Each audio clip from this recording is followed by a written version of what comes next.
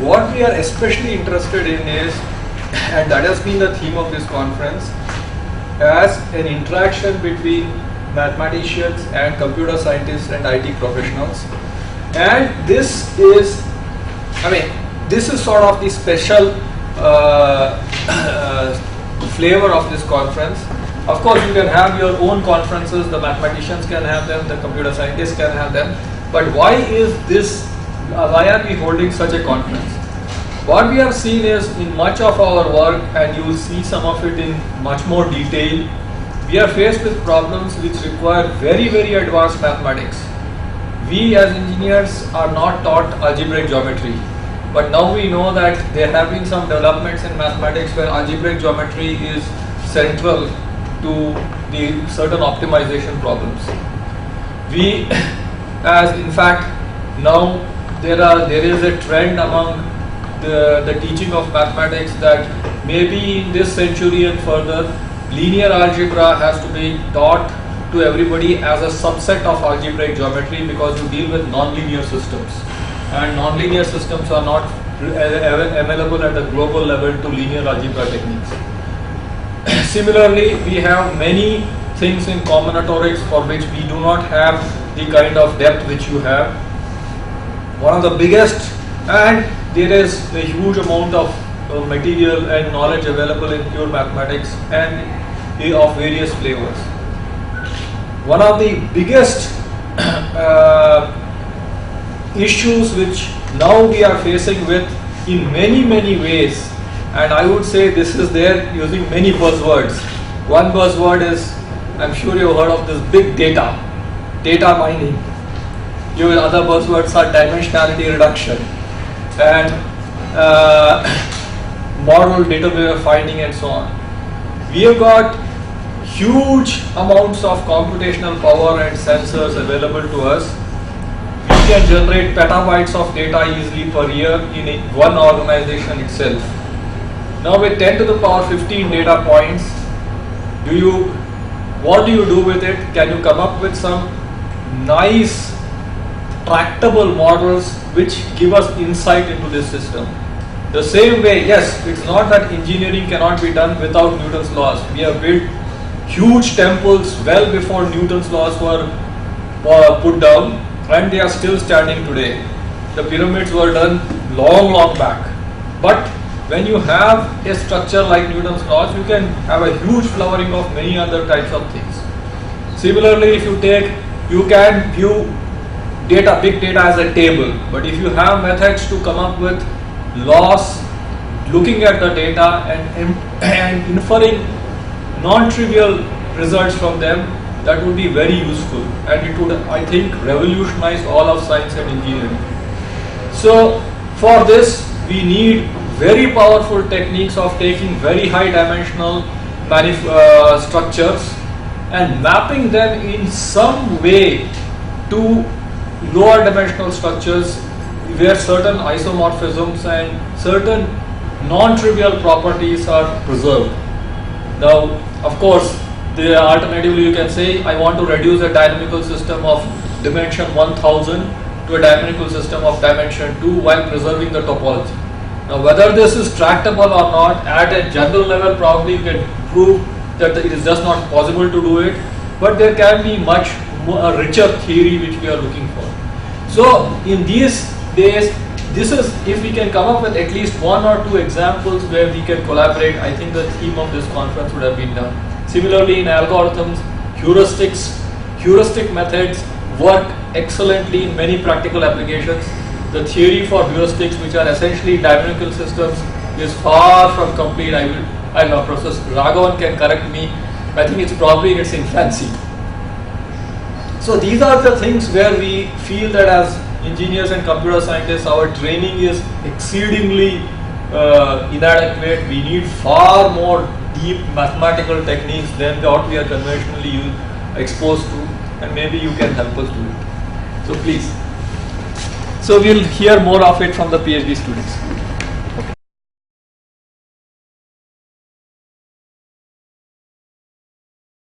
Now I have to thank Manisha for giving me 2 lectures. Okay, so this talk I had chosen for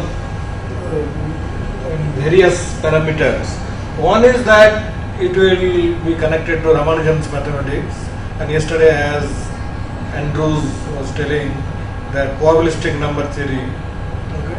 So probabilistic number theory, the origin can be traced back to the Hardy Ramanujan one result, and that result will come in this context.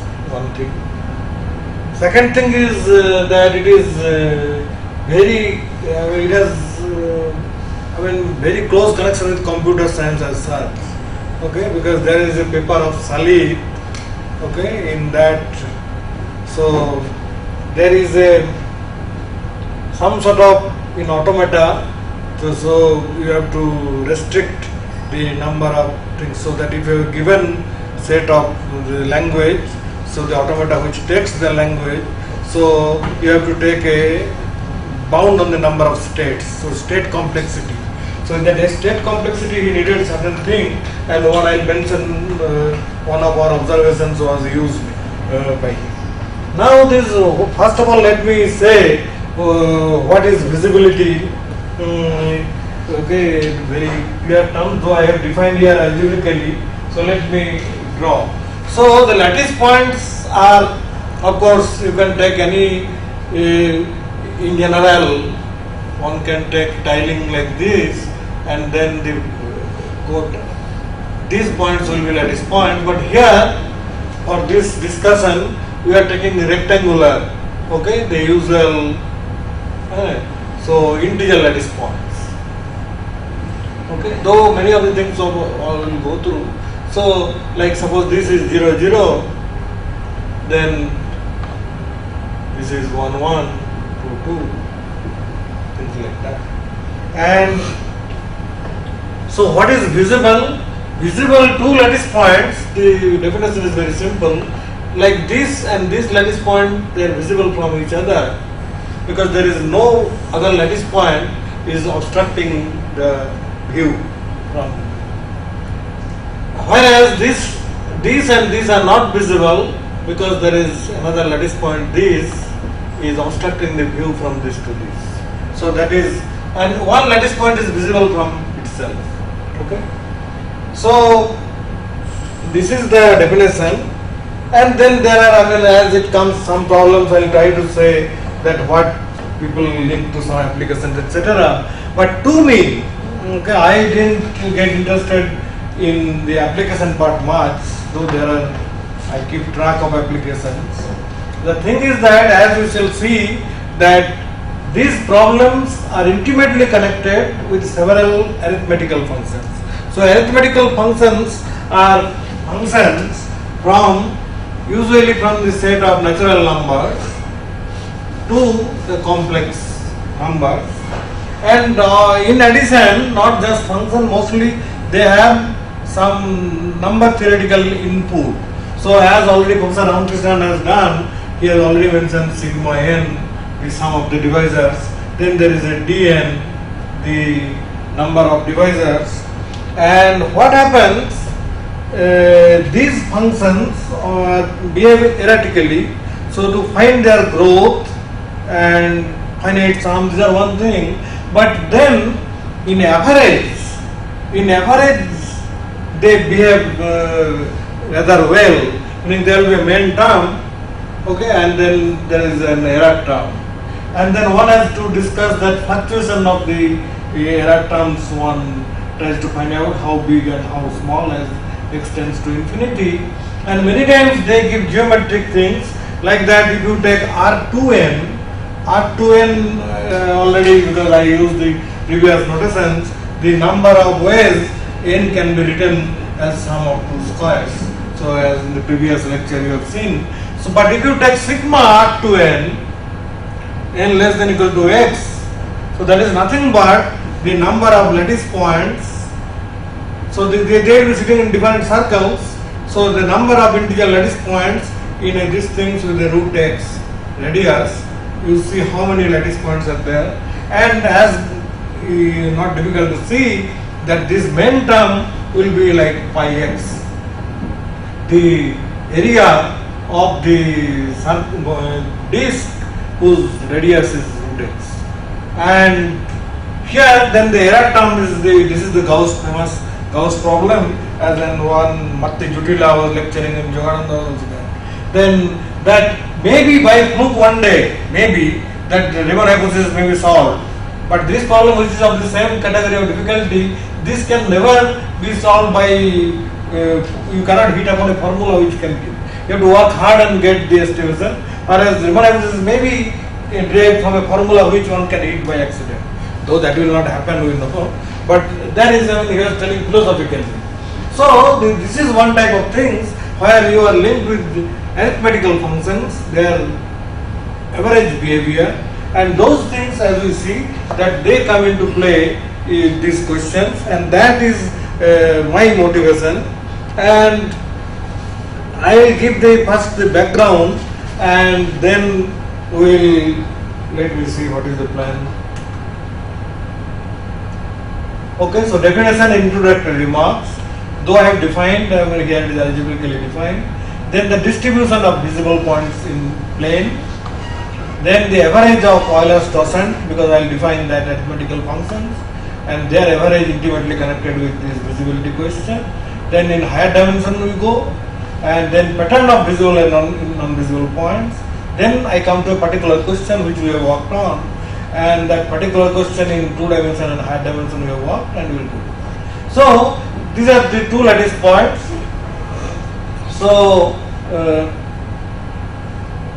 this A1, A2, AD, D dimension we are in, and these 2 integral lattice points are okay, the rectangular Cartesian coordinate as I have pointed out. So they are visible from each other if either alpha, because the point is seen from itself, and that line segment which joins them contains no other lattice point between alpha and beta. That's what I have told. So next,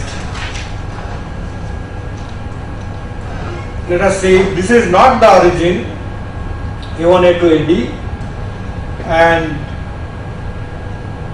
the GCD is positive, then take this point, A1 dash, AD dash, because this GCD is I have taken out T, so AJ is equal to T into AJ dash, and one can see that this point, like there, these 2 points and in between this point is sitting. Similarly, that this and the origin, okay, between them this point will be sitting, okay, and so the conversely, if GCD is 1, then nothing can sit, one can clearly see no other lattice point will be sitting on the segment joining origin and this point, and then they will be visible. So that is if and only if this GCD is 1, then this point is visible from the origin, and there you get the link between the arithmetic and this visibility question. So now if we take 2, that time we are talking about origin and some point. Now if we take 2 points, A1, A2, AD and B1, this thing, and then this is visible from this by translating the situation, because here if this is visible from this, you translate the situation, and this is, if and only this is visible from this. So that's why, so this, you translate the situation, and this is visible from this, and as I have already seen in the previous slide, that will imply that these 2 points alpha beta are visible from each other if and only if the GCD, the GCD of all these coordinates is 1. So now for a real number r greater than 0, now we take this square, the square of mod x less than equal to r and mod y less than equal to r. This is the square of sine 2r. Okay, and among the lattice points, this now the exactly. So now you look at the one. Okay, let me give this background. So we have this whole square, but look at these many lattice points now, and in fact this segment. Now what is happening on each these line segments? Let us look at this line segment, for instance, that n1, n2, nn. Okay, and among them, how many are visible from 0, 0? Because as we have seen that how many, as many these things, it is 1, 2, 3 to go, as many are co-prime to n, because that was the thing, because n minus 0 and because this is nn. So if AB, if this point is 1n, then this is visible. So you understand, because from the previous one, that first coordinate minus n should be co-prime. So that is the definition of Euler-Rosen. Phi n is nothing but the number of integers up to n which are co-prime to n. So in each such line, phi n points will be sitting which are visible from origin, and you add up. So in add up, then you will get sigma this many points on this segment visible from this. Then you multiply by 8 for this 1, 2, 3, 4, 5, 6, 7, 8 segments, and add this origin itself visible from 0. This is 1. So this is the number of formula arithmetically of the number of points in this square visible from 1. So the problem is now transferred to estimating the average this, and this is a very classical problem, and main term is 3 by pi square into r square, it will sum up to r, and then there is an error term. For a long time it was believed, because that Sylvester had written in 1800 something, that this is always positive. Okay, but that one Indian mathematician Sharma, he found that this capital R of 820 is negative. And so after that, Eros and Shapiro were the first people who proved the oscillation, that infinitely often it changes sign. And but this Martin's estimation is that this is bounded by this mod of this is less than equal to some constant into r log r. Then Wolf is the best. I have omitted many other bounds in between. So this is the best possible upper bound, that r into log r to the power 2/3 and log r to the power 1/4. And Saltykov, for some time it was believed that he had improved this, but then it was found that ultimately that proof has some mistake. So Saltykov proof is yet another proof for this estimation only. So that is, so for the bound of this we are here, and for the fluctuation, this is the Eros-Shapiro fluctuation, positive and negative sides it fluctuates r into 4 log r. Both sides it also oscillates infinitely often. And if you any symbol and all, anybody can ask, because I don't know which, if something is new. And then Montgomery, this is the 87, he proved this, that fluctuates both sides, this is much improvement beyond this. And we had another proof of this, Balasubramanian and Santanayanan, but this proof had some analytic component. We removed that analytic component, made it elementary. Okay, but no improvement happened, and there Montgomery has a conjecture that this exact order of this is r log r, because it is bounded by constant times r log r, and it fluctuates both sides that much. But that now no progress had been beyond this and this point. So now there is, let capital NR be the total number of integer lattice points in this square. Okay, that what square I had drawn earlier. And then what is happening, that if we put even this Martin's estimate, because this is not so important now, because we will be dividing by 4r square. So this is the estimate of, because we had 8 times, so this is the number of points in the big square which are visible from the origin, and this is the total number of points, and that tends to 6 by pi square as r tends to infinity. So this is expressed by saying that the density of integer lattice points visible from the origin is 6 by pi square. Now in higher dimension, if you psi kr is the replacement of phi function, and that is the number of lattice points this which are visible from the origin this, then you have this sum. I'll go quickly because if any time I can come back. So and that is related to that corresponding function jkn. Okay, this is the Camille-Jordan-Staussen function. Okay, so this gives rise to this, and here we get this. Okay, this is the main term. Okay, and but here we had some work on this jk function. This function is also well understood. So everything is much better here in the higher dimension as compared to the earlier one. Now there is something called pattern. So this work on these visibility questions, these are there in the literature, I don't know since when, but then there is a thesis from Caltech in 1960 around, and there are some other papers which I am mentioning, this Harjov, and so this is, and what is this? A pattern is what? You take a square, okay, and the square lattice point, and each lattice point you put a square or dot. So I'll come to that. So an association which associates either a circle or a cross or neither to each of these WD points, okay, with D dimension. So here suppose you take a square and put either a circle, okay, or a cross or nothing. Then what is the pattern realizable, meaning that there exists some cube like that you can translate. So if, let me draw this instead of,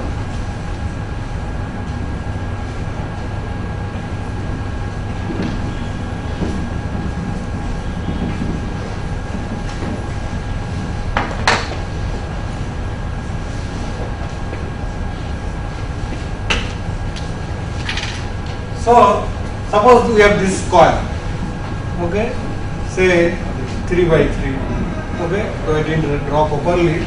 So put a square here, put a cross here, put a this, like this. So this is a pattern, okay. Now when is it called realizable? It is realizable if I can translate it and put it somewhere here on the plane, and as it falls on this thing, this on the lattice point, then this points corresponding to this is not visible and point corresponding to this is visible from the origin. Then we call that this pattern is realizable. So then they are trying to find out which are the patterns of, so there is a, I explained already, these are in, so Harjov and Stewart, there is 1971 paper, so they gave some criteria, because for mod P, every mod P you should have a complete circle of this of that squares or zeros, then you can have to be visible. So, but then okay, I am going to particular problem now. So I will tell one remark that in this, I will not go into details of the Harjov-Maxine result now because that will take us for this thing. But in 2 dimension, the number of see, always these visible points are more. Okay, so the number of non-visible points is 39% in 2 dimension, 17% in 3 dimension, 8% in 4 dimension. But what is happening, that extremely lonesome point is possible, extremely lonesome visible point. That if I draw a square, just put a one this and all squares, all are squares, then I can place it on the plane such that this point is only visible from the origin, all other neighboring points in the whole square, they are not visible from the origin. So this is these are the observations of Harjov. And now this is a particular question, so I have quickly finished some introduction. So mainly I will talk about this particular question. So here we take this square where these all the coordinates are from 1 to n. So we have n square points, and now if 2 subsets are visible from each other, if each point of A is visible from some point of B. So if some group of people are standing here, another group of people, so we say this group is visible from this group. If at least one in this group can see those. So now this function is small fdn is minimum of this cardinality of S such that this is visible from this point. And this problem now is to find the exact order of fdn. Now the problem has been, many people try to give some meanings to this problem. So for instance, suppose there are buildings. Suppose there are buildings at very long distance, tall buildings. So you can consider the buildings as points, and you want to put number of guards, a small number of guards in top of the building so that they can see all the buildings whether somebody can approach or not. So you want to put minimal number of guards. But Liza on Sek has an expository article. There they put that the example, ultimately one works theoretically only. They say that there is a marching band of students. Now there is a photographer who wants to take photograph. List number of photographs, such that at least in one photograph everybody appears. Okay. So these are some sort of giving meaning to this. But as I say that I am more interested because of this connection with the arithmetic. So the FDN is this thing, and this problem is in the very classical collection of problems by Moser and Moser.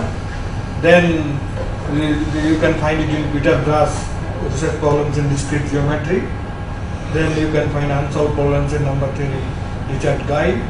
So then this is this Liaison and Sek, the exploration of visibility of lattice points. So this in 74, because that earlier paper I mentioned 71 at that time, because that thesis came in 60s, and then 71 that paper came, and then 74 this. Then 74 what this bound?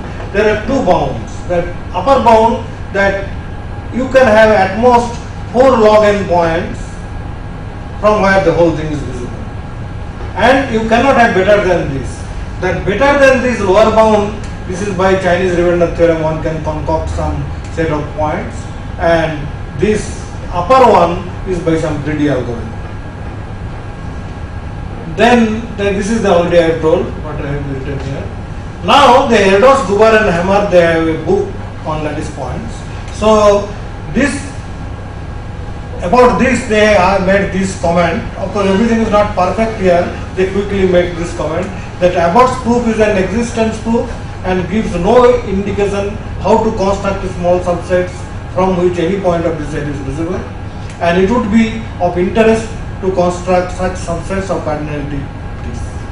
That is okay, this could valid, but there was another result in the same paper of Abbott where they constructed some points. So and that is not this good though. So that is this. So Abbott given explicit construction of a set Sn, but that set there I think I have to mention what is Gn. Gn is, did I define here? Okay. So Gn is the least integer such that whenever you take Gn consecutive integers from anywhere, a plus 1, a plus 2, a plus Gn, there is at least one of them will be relative coprime to n. So if n is prime, then it is 2, but then it can fluctuate a lot. Now suppose Tn is an increasing function with which we are bounding Gn, then take these points, take 2, 1 and take from here 1 to Tn, okay, points. Now take any point xy. So points of this line are visible from 2, 1, and about any other point if you take, then you take subtract, go on subtracting this. So here x minus 1, y minus 1, x minus 1, y minus 2. So y will be changing consecutively and the other one will not be changed. So but you see that by this Tn is an increasing function which dominates Gn, and Gn definition is like this. So at least one of this one coordinate will be, when you take difference, in the difference one coordinate will be co-prime to other one which is fixed one, which is x minus 1. So that means that any point of this square is visible from the union of these points, but then the union of these points is now bounded by Gn plus 1, which is of the order same as Gn. Now is Gn a good function? But Gn, it is expected that Gn, I'll tell the history of G Jacob-Solve function.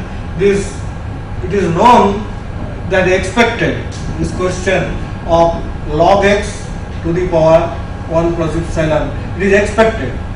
And what is known is that 2 plus epsilon is known, and that also after a lot of research. Erdos was the first person to prove that you can put a finite thing here. And then Canol, Ionich and many people have worked, perhaps have written it.